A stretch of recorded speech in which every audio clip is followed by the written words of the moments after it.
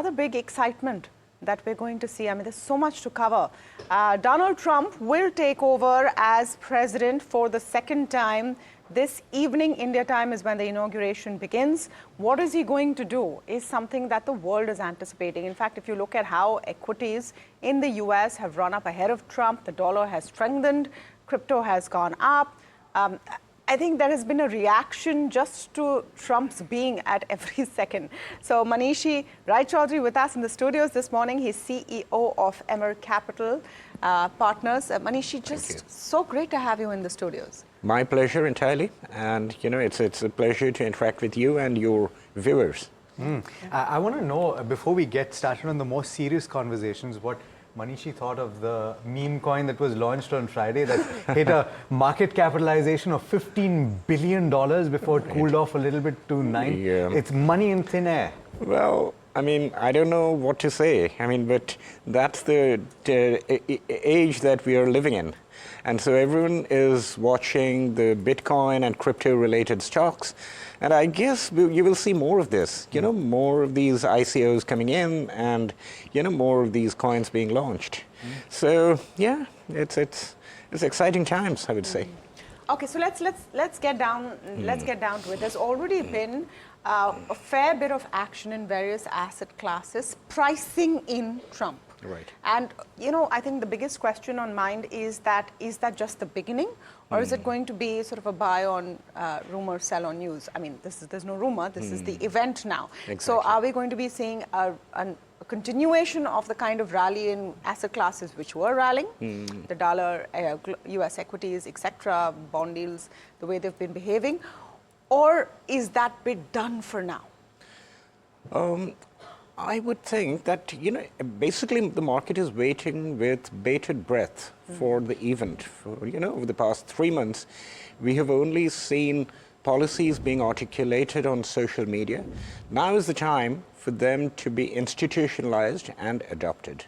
You know, so the impact of these policies, be it tariffs, be it deportation of illegal immigrants, be it pretty much everything that, you know, President Trump has talked about, the impact would really be felt now, maybe over the next 3 months or 6 months.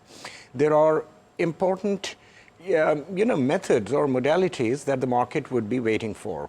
For example, we have been hearing of late, over the past 1 week, that these increased tariffs would be done in a phased manner, you know, about 2 to 5% every month. What does that tell me? It tells me that the policymakers are a bit more cautious about the US inflation picture right now, and they need to be, because that's the critical difference between Trump 1 and Trump 2. US inflation and US inflationary expectations are a lot higher today than they used to be. So are you saying a more measured Trump 2.0? I mean, logically, it would appear so, you know, because there are many more variables that he has to juggle with. But at the same time, remember that in Trump 1, before these tariffs were implemented, we had a good, you know, about 1 to 1.5 year period of Trump 1 presidency. But this time around, it can be right off the bat. You know, as soon as he takes over, we should expect for some of these announcements to come through. And therefore, you know, I mean, my simple recommendation would be brace for volatility, at least in the near term, at least in this quarter. Brace for volatility is the message coming in from here in Mumbai. Let's see what Geoff Dennis, who is independent emerging markets commentator, who's joining us right now, has to say about that. Geoff, we've kind of been setting the context for you. What, according to you, would be a big negative in terms of the announcements made in the first week in charge for Donald Trump, and what is par for the course? Well, clearly the expectation is that we're going to get some executive orders introduced by Trump on day one, which is to do with immigration, to do with reducing changing some of the regulations with respect to the environment, environmental policies, also introducing or enacting this new Department of Government Efficiency, so-called DOGE, with the folks who are going to run that, Elon Musk, etc. I don't think you're going to get much in the very, very short term. Let's define it as the very, very short term on taxes and tariffs. I think they are going to come in gradually, as indeed your previous speaker said, over the next several weeks. So I think the dangerous news for the markets from higher tariffs, which is going to push up inflation, and lower taxes, which will take time to come through, in particular the sunsetting of the personal tax cuts that introduced in 2017, which will badly damage the deficit further, which will impact bond yields. I think those are the sorts of things that are going to take a little bit more time to come through.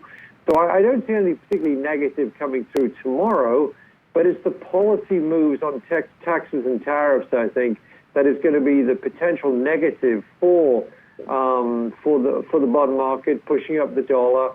And none of this is good for emerging markets, by the way. So sitting from the outside in, therefore, at what point would you be comfortable heading back into the emerging markets, India included, and what factors would play into that decision, Geoff? For me, the single most important factor for getting people interested in emerging markets again, and we're down a fraction year to date, although we had a nice rally in the last week. The most important factor is going to be when the dollar rally blows itself out. And I think that's going to be a while now. I think we're going to go through parity against the euro. I think the Fed is not going to be able to reduce interest rates anytime soon. The inflation rate seems to have leveled out at around the 3% level. And then we've got the tariff issue, which is going to push up inflation at the margin, again, as your previous speaker said. And I think if you get tax cuts, you're going to see the budget deficit go higher, and that's going to push bond yields up. So I think you need to see the dollar blowing itself out on the upside before you really start to see money going back into the emerging markets. And so, frankly, I think that's for later in the year.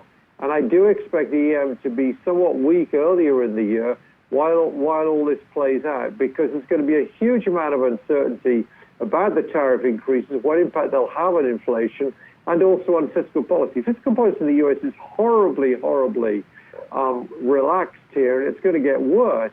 And as it gets worse, it pushes bond yields up, and I think that's going to contribute to the stronger dollar. So what you need is a weaker dollar, and that's going to be a while coming, I think. To get your take from the Indian perspective, Manishi, because if I look at Asian markets this morning, looking great, India fairly muted. I think we are in our own sort of whirlwind of woes, right, whether it's economy, it's corporate results, etc. Does that minimize how much the Trump impact means for us right now, or will it be a little more belated? I think India would have to brace for the Trump impact as well. You know, we can't be complacent to think that India would be relatively protected. I don't think any of the emerging markets would be. This time around, President Trump is focusing not only on China, but also talking about 10 to 20% additional tariffs on all the trading partners. Right. Now, as far as India specifically is concerned, as you rightly pointed out, there are market-specific issues that have raised their ugly heads over the past 3 months or so. We have had a rather bad print on the GDP growth. What I'm more concerned about is the earnings estimate to decline. Right from late September, consensus EPS estimates for India have declined about 7%. That's not good news when a market is trading at super premium valuations. India still trades at about 60% valuation premium on 1 year forward PE compared to Asia. It trades at, close to about 80 to 90% premium on price to book multiple. And the long-term averages on both these multiples are way lower. It would tell us that either India needs to decline or the other emerging markets, other Asian markets need to move up so that that relative valuation premium gets squeezed, gets narrowed down a bit. What is your sort of exposure to India? Do you think that we are going to see that increase? Because fund flows, global fund flows have been unidirectional as far as India is concerned. Yes. I think 45,000 crores in this month. Yep. Since 2025. Yep. Do you see that reversing, stopping, or there's more to come? When we talk about international flows, the critical variable to look at is how the US dollar does. Yeah. Until and unless we see the US dollar reversing, and I'm not really seeing that happening anytime soon, at least, not in this quarter, I don't think foreign fund flows into the emerging markets and in India would revive. So currently the trend that we are seeing, foreign fund flows out, domestic fund flows continue to support somewhat. I think that's the only thing that we have to brace for. I have a question that's related to this, Manishi. Right. How much of what we're seeing in terms of outflows for Indian equity markets and Indian capital markets is to do with dollar and bond yields, and how much on account of the valuation picture? Well, in case of India, I would think both factors are at play. Because remember that this foreign outflows from India actually started even before this recent rally in the US dollar. Yes. Right. Yes. The rally in the US dollar started after President Trump won somewhere around mid-November or so. But the FII outflows in India started before that. There was a China conversation. Yes. At that time in late September, there was that China conversation. That has died down a bit, because the market, I think, is still, sort of cautious about eventual China consumption recovery. But the fact is that foreign investors are cautious. They are cautious about this huge valuation premium that India still trades at, even after this 10% decline. Okay. Just another point, I think a lot of people are not focusing on this today, but they will later in the week, is the Japanese central bank. And how much of that rate decision is tied to what will happen over the course of the next 24 hours? Right. I'm wondering, and what are the implications for markets? Because one would assume that if rates go up there, you have repatriation of funds, assuming that the risk-free rate goes up there, right, and you have capital markets that see additional sell-off. Well, I mean, the Japanese rate decision seems likely that, they would have to hike at some point of time. I mean, they've been articulating that, they're cautious about imported inflation for a while. That has historically not been good news for Japanese equities.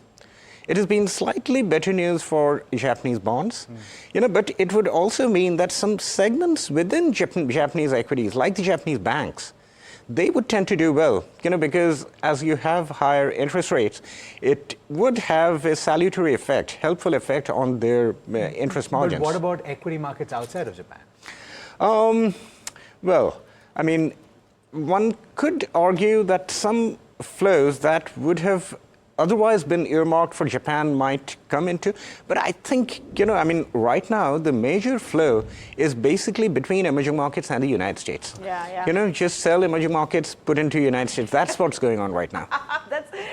Trump is doing that jig in advance already. Geoff, just last very quick point from you, and I didn't get a chance to talk to you, but great to speak with you again. What is that one big surprise factor that you think that the world needs to prepare for as far as Trump is concerned?